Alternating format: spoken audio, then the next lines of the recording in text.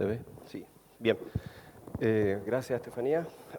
Me toca hablar de acondroplasia y voy a partir con esta imagen. Esto ocurrió recientemente, hace una semana en realidad.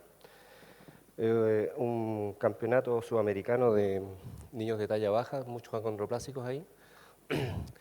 Y debo decir que Chile salió campeón en la final, es el partido de la final contra Argentina.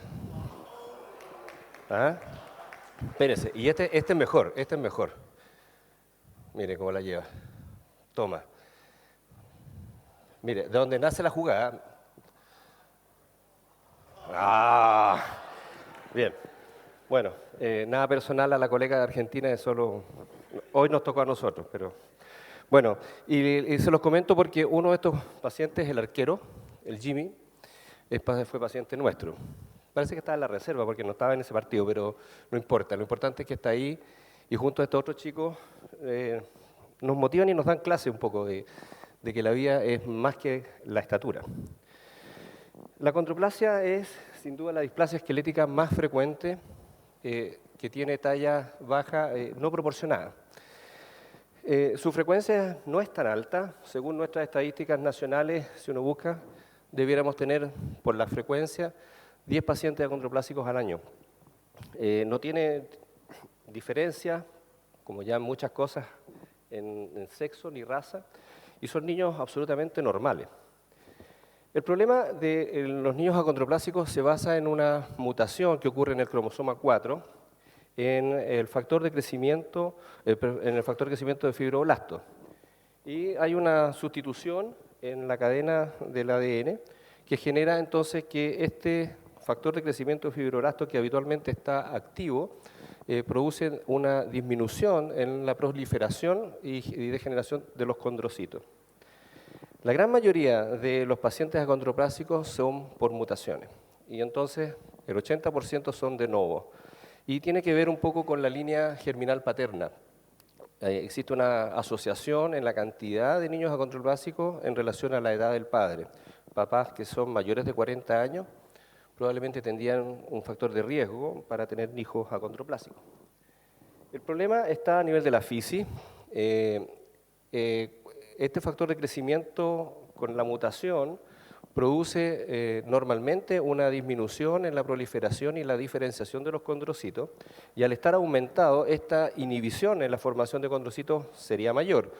Toda esta empalizada normal, estas columnas se alteran en los pacientes acondroplásicos y se empieza a llenar esta zona de calcificación provisoria de tejido fibroso que obviamente dificulta el crecimiento longitudinal de los huesos largos.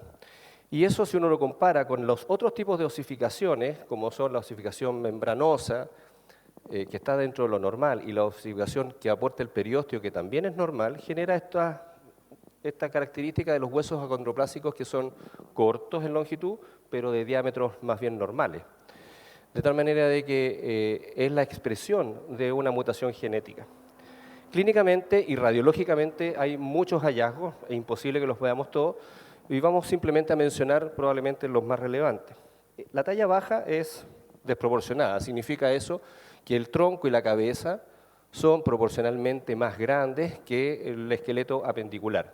Y dentro del esqueleto apendicular, léase miembros superiores e inferiores, los segmentos más pegados al cuerpo son más cortos. Y eso define el concepto de rizomelia, o sea, en la raíz de los segmentos superiores e inferiores son más cortas. La talla de estos niños alcanza aproximadamente 1,30 m y 1,20 m si fueran hombres o mujeres.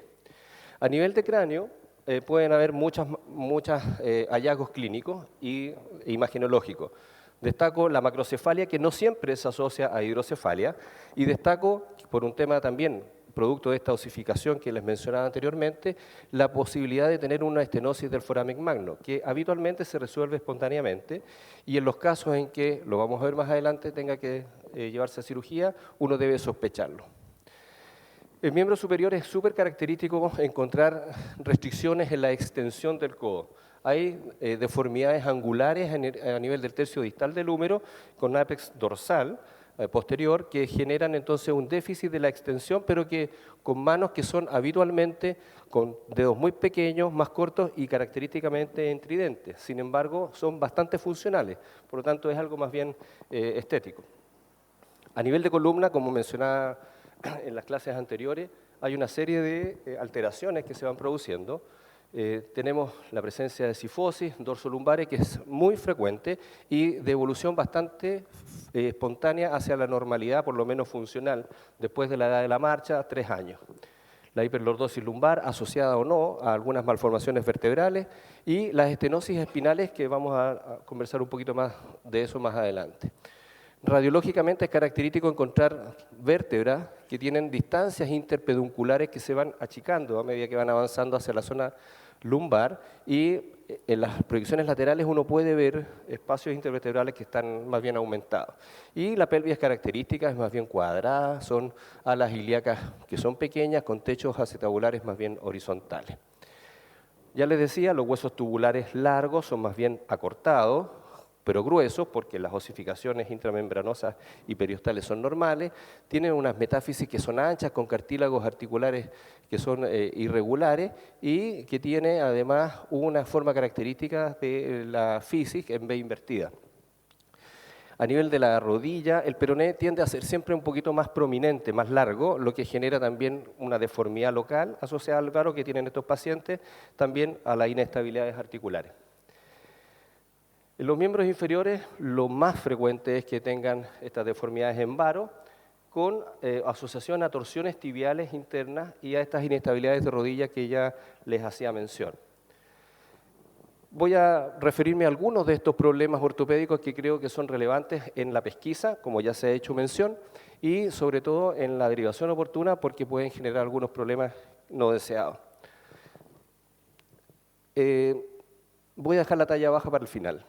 En relación a la patología de columna, ya les había mencionado sobre la estenosis y el foramen magno. En general, la resolución de esto es bastante espontánea, pero uno tiene que sospecharla.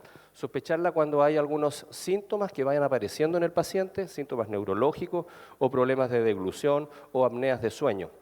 Cuando eso ocurre, entonces uno tiene que parar la oreja si está en el contexto de un niño condroplásico, porque puede estar ocurriendo esto, y pueden, con exámenes complementarios, observarse compresiones a nivel de la raíz de la médula espinal, a nivel del foramen magno, que requieren de una descompresión. La mayoría de las veces esto va sin fusión, sin instrumentación. La cifosis toracolumbar ya les mencionaba que es muy frecuente, y esa cifosis toracolumbar en el fondo lo que genera es una compresión, y esa compresión o encurvamiento va a ser progresiva, y cuando empieza a tener alguna sintomatología hacia distal, uno tiene que ir a resolverla. La gran mayoría se resuelve espontáneamente después de la edad de la marcha, pero cuando esto no ocurre y hay síntomas asociados, entonces hay que instrumentar habitualmente este tipo de pacientes para darle estabilidad. Y las estenosis espinales se pueden producir a distintos niveles. Este es un chico que tiene en 2 niveles y que hubo que hacer una descompresión para disminuir la compresión de la médula. Puse estas dos cosas juntas porque habitualmente los tratamientos pueden ir asociados. La alteración de los ejes y las inestabilidades articulares. Cuando los pacientes se someten a las cirugías de elongación ósea, uno puede, dentro del mismo acto quirúrgico, tratar de modificar los ejes de tal manera de poder orientar mejor los segmentos óseos y al mismo tiempo, en forma dinámica, poder tratar un poco estas inestabilidades articulares cambiando el eje mecánico de carga, deformando el hueso, tratando de que el eje, en vez de irse al varo, en el miembro inferior, vaya hacia el valgo, y eso le da más estabilidad al momento de caer en la carga unipodal. Pero también pacientes que no son sometidos a cirugías de elongación ósea y tienen este problema de la deformidad y quieren y desean tratarlo, pueden ser subsidiarios de crecimiento guiado. Y este es un caso de un niño condroplásico que fue sometido a eso con bastante buen resultado. Sin embargo, esto requiere que el paciente crezca. Cualquier crecimiento guiado exige que un paciente tenga un crecimiento y una actividad de la fisis. Y cuando uno llega tarde o la actividad de la fisis no es tanta como uno quisiera, no se produce la corrección deseada. Entonces podemos tener fallas en eso también. En relación al problema que encontramos en los miembros superiores, mi opinión es que, aun cuando es bastante notorio cuando uno busca la deformidad, el paciente tiene una gran capacidad de adaptación en su miembro superior, a nivel de los hombros, y tiene unas manos que son, si bien es cierto características, son muy funcionales. Por lo tanto, per se, para mí, esta deformidad no tendría una indicación de ir a resolver porque funcionalmente el niño se adapta muy bien. No así la longitud de los miembros superiores, que aun cuando el paciente no quiera hacerse un protocolo de cirugía de alargamientos óseos, en mi opinión sí tiene que resolver el problema de la proporción entre su tronco y la longitud de los miembros superiores. En unas primeras instancias, estos niños cuando son pequeños, esta relación les permite llegar al periné y realizar su aseo, o tienen el apoyo de sus familiares, madres, habitualmente. Pero cuando el niño va creciendo y o los padres ya no están, esta situación se va complicando porque van al colegio solos y necesitan ser independientes. Y entonces quedan con mal olor, no son capaces de limpiarse bien y empiezan a generar trastornos gastrointestinales, problemas urinarios, constipaciones por no querer ir al baño, dejan de ir al colegio y entonces empieza todo un trastorno que les quita y les resta un poco de funcionalidad, de independencia y psicológicamente se afectan. Y entonces, en mi opinión, esto tiene una indicación de cirugía desde el punto de vista ortopédico, porque es un problema funcional. Finalmente, el tema de la talla baja es un tema que puede ser muy discutible. Sin duda, las situaciones que siempre se mostraron, si esta clase hubiese sido hace 15, 20 años atrás, pondríamos los teléfonos públicos, estas situaciones actuales, pero tipo de silla, hoy día la sociedad ha ido integrando mucho más a gente que es distinta y que tiene diferencias físicas y mentales, pero todavía nos falta mucho por recorrer. Y entonces estamos viendo que estas situaciones son, por suerte, menos frecuentes, aun cuando aún existen. Para resolver el problema de talla baja hay dos grandes líneas, el tema médico, farmacológico, y se ha intentado hacer crecimiento en estos pacientes con hormona de crecimiento. Esto es posible, pero como estos niños tienen normalidad de la hormona de crecimiento, la capacidad de aumentar exageradamente la talla baja en estos pacientes con suplemento de hormona de crecimiento no es tanta. Y habitualmente solo en el primer año se pueden ganar algunos centímetros, pero la relación no es muy alta y en general no es un tratamiento que uno indique. Y lo que va quedando es alargamientos óseos en base a sistemas que son mecánicamente controlados y que han ido evolucionando en el tiempo. ¿Cuáles son los objetivos de estos alargamientos? En mi opinión, bueno, los pacientes vienen para ser más altos, porque eso teóricamente les aseguraría un poco de felicidad. Pero si uno ya los va a someter, uno tiene que aprovechar de mejorar los ejes para que mecánicamente las articulaciones de estos pacientes puedan mejorar y tener una vida útil mucho mayor, sin artrosis, sin dolor. Intentar esta disminución de las inestabilidades articulares, tratando de que las cargas en los miembros inferiores sean más estables y obviamente tratar de mejorarles su calidad de vida, tanto psicológica como física, tratando de que sean independientes, como ya vimos en ese video. La evolución de los alargamientos óseos, ya lo mencionaba la doctora, ha sido infinita, yo creo que en el último tiempo y se nos avecinan cosas muy buenas, pero también tenemos que ver nuestra realidad y el alcance que tenemos. Hemos tenido distintas formas de enfrentar las situaciones. Inicialmente hacíamos alargamientos óseos alternados, fémures y tibias, después los mismos segmentos, hay protocolos de a qué edades hacerlo. Para disminuir el tiempo de uso de los fijadores externos tratamos de convertirlos rápidamente a fijaciones o estabilizaciones internas, ya sea con clavos o con placas. Tratamos de disminuir el tiempo de uso y ganar lo que más podamos. La doctora mostraba algunas estrategias a hacer en un mismo hueso 2 cortes y 2 alargamientos simultáneos, bifocales que llamamos, y esta es otra de las formas, aprovechar el mismo tiempo de alargamiento de un segmento, pero en los 4, es el mismo tiempo, pero es mucho más doloroso, tiene implicancias económicas también. Y está esto, que son los clavos endomedulares alargadores, que tienen que ser simultáneos, que tienen un costo muy alto y que en un tiempo no muy lejano, me imagino yo que ya estarán mucho más disponibles para el acceso de pacientes que lo requieran. Les voy a a tratar de ejemplificar lo que he hablado en esta paciente, una niña que yo conocí a los 16 años, en que se había intentado hacer una corrección del eje de sus extremidades inferiores con un crecimiento guiado que resultó frustro y que quería hacerse una cirugía de alargamiento. Este era el análisis mecánico de su radiografía. Noten que tiene un genubaro, tiene unas alteraciones importantes en el apoyo de las líneas de orientación articulares. Hay una rotación que no es posible de ver acá y que tiene una alteración importante de las estabilidades articulares por partes blandas, aun cuando era mayor cuando se paraba en carga unipodal.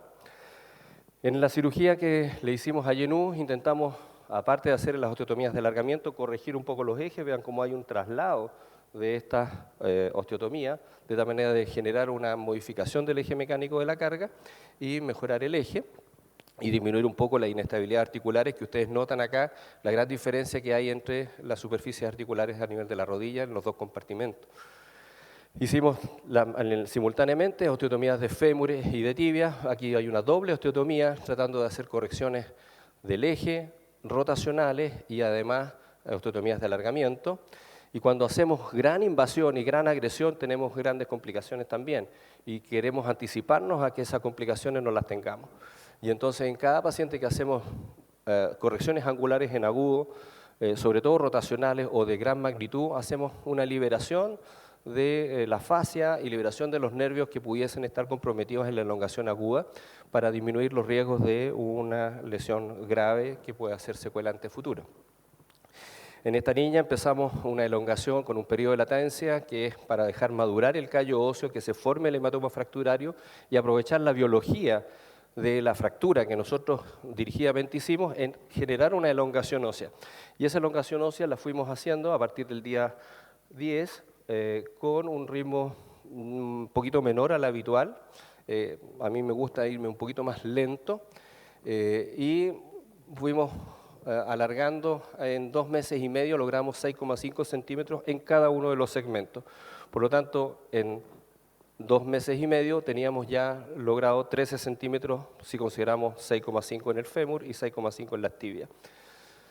El callo uno debe dejarlo madurar, lo dejamos madurar 2 meses y a los 5 meses esta paciente ya tenía 13 centímetros con un callo adecuado y entonces, como teníamos la posibilidad de hacerlo, transformamos estos fijadores externos en una osteosíntesis interna de tal manera de poder liberar el sistema de fijación externa y hacer más cómodo la vida para el paciente y disminuir las molestias que implica tener los tornillos transfixiando la piel.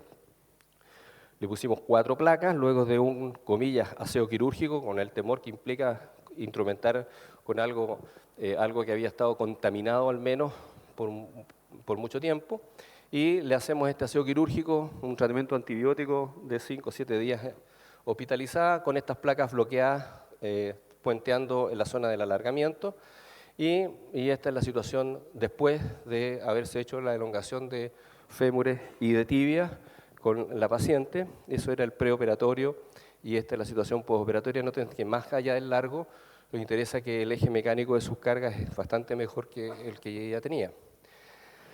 Después de un año, por la desproporción que esto genera, le alargamos los bracitos y hacemos la osteotomía clásica. Y aquí la cantidad de centímetros depende de lo funcional, ¿sí?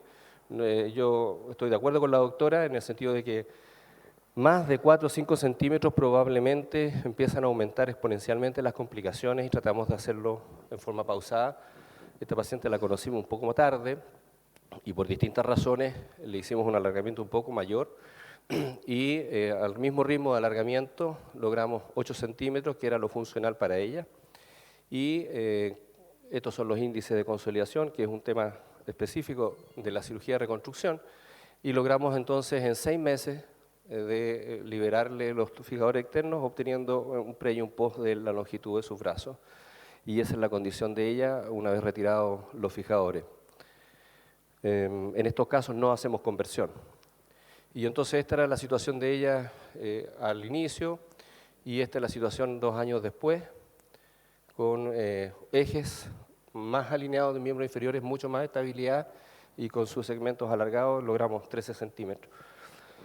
Bueno, en definitiva, esta es una enfermedad que no es tan frecuente, si bien es cierto, de la displasia esquelética es la más frecuente, en general no es tanto.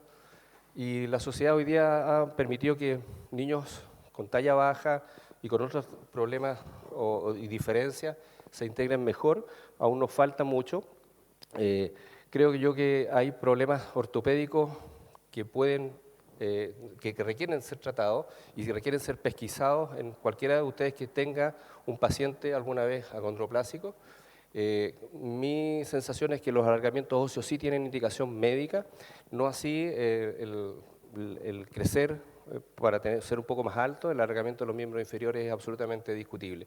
Lo que sí, con el advenimiento de nuevas técnicas, siento que cuando uno somete a un paciente acondroplásico a una cirugía de alargamiento, que es lo que ellos requieren y solicitan, debemos nosotros también meter lo que para nosotros es más importante, que es mejorarles, aprovechar en esa oportunidad de corregirle los ejes y darle más estabilidades para que tengan una mejor calidad de vida y una mejor función sin dolor. Eso, gracias.